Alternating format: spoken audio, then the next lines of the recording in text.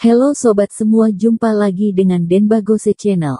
Bagaimana kabar sobat semua? Sebelum kita mulai cerita ini, ayo silakan subscribe, like, komen, share dan nyalakan loncengnya untuk mendapatkan notifikasi terbaru ketika Mimin upload videonya. Bab 1201 Menghukum Diri untuk Meminta Maaf. Paman Gong selalu sangat tidak beruntung. Seluruh keluarga Gong tidak terlalu beruntung. Kenapa tiba-tiba ada kabar baik beruntun? Jika itu tidak ada hubungannya dengan Tuan Qin, Riman Feng tidak percaya lagi. Raman Gong berkata, "Riman, kita telah menyinggung Tuan Qin. Kamu pergi untuk meminta maaf dengan cepat, Tuan Qin pasti bisa membantu." Riman Feng mengangguk, "Oke, aku akan pergi." Usai berbicara, Riman Feng segera mengenakan pakaiannya dan langsung meluncur ke pintu rumah Prilihu. Saat berjalan menuju pintu, Riman Feng berpikir sejenak. Dia tidak mengetuk pintu. Sekarang sudah tengah malam, dan semua orang pasti sudah tidur. "CEO Feng, ayo kembali lagi besok." Riman Feng menggelengkan kepalanya. "Kamu kembali dulu, aku di sini sendirian." Asisten dan pengemudi ragu-ragu dan ingin tinggal di sini. Tetapi CEO Feng terlalu bertekad dan meminta mereka untuk kembali dengan cepat, jadi mereka harus pergi. Riman Feng hanya berdiri di depan pintu Prilihu tanpa mengetuk atau bergerak, berdiri sepanjang malam. Sekitar jam 7 pagi keesokan harinya, pengasuh di rumah Prilihu menemukan seseorang berdiri di depan pintu dan segera melapor ke Prilihu. Setelah melihat sekilas ke kamera pengawas, wajah Prilihu berubah sedikit. "Bukankah ini Paman Feng?" Prilihu bergegas menyambutnya. "Paman Feng, kenapa kamu berdiri di sini?" Riman Feng berdiri semalaman, dan agak melayang, sudah tidak bisa berdiri diam, dan berkata sambil menahan pintu. "Aku datang untuk mengundang Tuan Qin." Prilihu tercengang, tidak menyangka bahwa dia benar-benar akan datang untuk mengundang Thomas.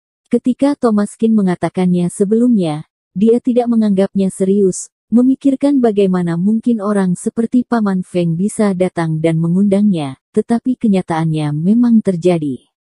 Thomas ini benar-benar punya trik. Berdiri di ruang tamu di lantai 2, Thomas Qin telah melihat pemandangan ini sejak lama. Riman Feng tahu dia telah menyinggung Thomas Qin. Dia memiliki sikap buruk beberapa hari yang lalu. Jika dia tidak menunjukkan ketulusan besar, dia mungkin akan merasa bersalah juga. Di usia yang begitu tua, berdiri di sini sepanjang malam adalah hal yang sulit baginya. Thomas Qin turun dan berjalan keluar halaman, memanggil Riman Feng, dan memanggilnya untuk masuk. Riman Feng bagaikan mendapatkan amnesti, dengan wajah penuh keterkejutan, dan dengan cepat mengikuti Prilihu masuk. Barusan Prilihu memintanya untuk masuk, tapi dia tidak berani masuk. Setelah Thomas Qin mengangguk, dia berani masuk. Prilihu mengerutkan bibirnya dan tidak tahu di mana Thomas Qin memiliki kewibawaan seperti itu. Apakah orang ini begitu kuat? Sesampainya di ruang tamu Prilihu, Thomas Qin dengan lugas, "Ceritakan tentang situasi kamu." Kejadian sebelumnya sudah terlupakan, jadi tidak akan menyebutkannya lagi. Thomas Qin bukan tipe orang yang picik, dan Riman Feng juga berdiri di depan pintu sepanjang malam, dan masalah ini sudah selesai. Riman Feng menghela nafas dan berkata, "Situasi di keluarga aku lebih serius daripada keluarga utama keluarga Gong. Aku belum memiliki generasi ketiga sampai sekarang. 3 putra dan 3 putri aku telah hamil belasan kali. Semuanya meninggal saat dilahirkan, atau mati begitu saja di perut tanpa menunggu dilahirkan. Aku tidak tahu dosa apa yang telah aku lakukan, bisa seperti ini." Thomas Qin mengerutkan keningnya. Situasi Riman Feng memang lebih rumit dari Paman Gong. Keadaan Raman Gong sebenarnya sangat sederhana. Dia tahu alasannya, dan bisa menceritakan dengan akurat keadaan saat itu, selama Thomas Qin memberinya ide untuk perbaikan.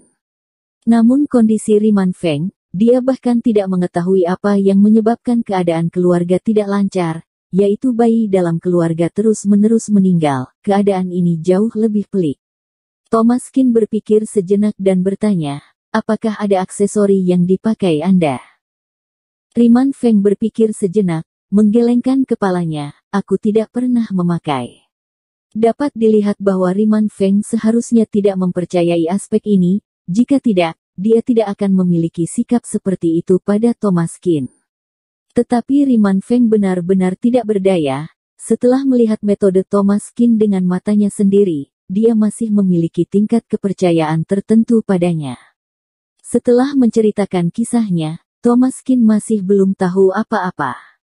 Riman Feng melihat Thomas Qin terlihat seperti ini, dia juga kecewa di dalam hatinya. Di mata dunia, seorang master sejati seharusnya hanya bertemu tanpa berbicara, lihat saja wajahnya dan lihat telapak tangannya untuk memberitahu 1, 2, 3. Thomas Qin sepertinya tidak punya apa-apa saat ini. Thomas Qin melirik wajah Riman Feng dan bertanya tiba-tiba, apakah rumah baru saja direnovasi? Riman Feng tercengang, mengerutkan kening, dan menggelengkan kepalanya. Tidak. Tidak mengerti mengapa Thomas Qin bertanya. Thomas Qin berkata, kamu menelepon ke rumah dan menanyakan apakah ada masalah dengan balok atap rumah kamu. Riman Feng terdiam sesaat, meski agak bingung, dia sudah ada di sini, dan dia memilih mengikuti instruksi Thomas Qin.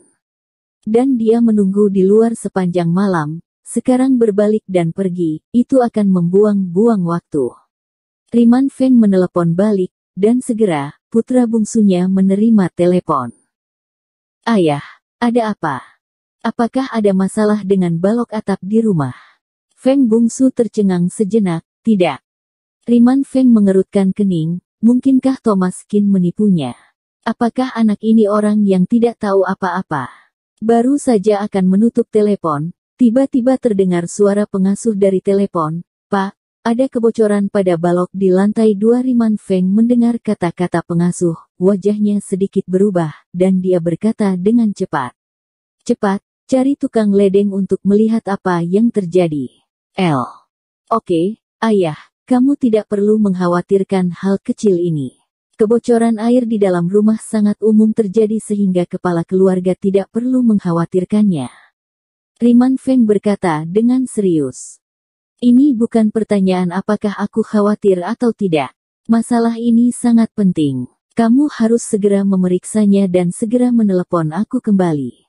Anak bungsu agak bingung, tapi dia tidak berani melanggar perintah ayahnya, dan berkata cepat. Oke ayah, aku akan memanggil seseorang untuk memeriksanya. Setelah menutup telepon, sekitar 10 menit kemudian, putra bungsu menelepon kembali, dan Riman Feng segera terima. Bagaimana? Ayah, aku sudah memeriksanya. Batang baja di dalam balok rusak, benar-benar rusak. Batang baja juga bisa rusak. Jangan khawatir, ayah. Aku sudah menemukan seseorang untuk memperbaikinya dan akan segera diperbaiki. Setelah menutup telepon, Riman Feng benar-benar yakin, dan tatapannya pada Thomas Qin menjadi sangat mengagumi. Tuan Qin, kamu benar-benar tahu segalanya. Balok rumah aku memang rusak. Bagaimana kamu tahu? Thomas Qin tidak menjawab, tentu hal semacam ini tidak bisa dijelaskan, dan jika benar dijelaskan juga cukup rumit, orang seperti Riman Feng pasti tidak memahaminya.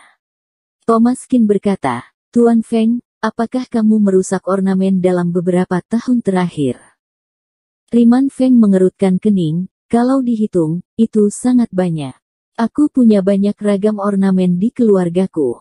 Aku punya temperamen buruk. Kadang kalau marah, aku akan melempar sesuatu. Ornamen yang pernah aku hancurkan, kalau tidak ada 100 pun setidaknya ada 80. Thomas Qin bertanya lagi, coba dipikir-pikir lagi, adakah ornamen lambang keberuntungan yang kamu hancurkan, Seperti dewa kekayaan, dewa Guanggong, katak emas, setelah mengatakan ini, mata Riman Feng berbinar, mengingat sesuatu, dan berkata, sungguh ada, aku pernah melempar hancur kodok emas beberapa tahun yang lalu, kodok emas besar yang selalu disimpan di ruang belajarku. Saat aku menghancurkannya, juga mengenai kaki aku, jadi aku terkesan.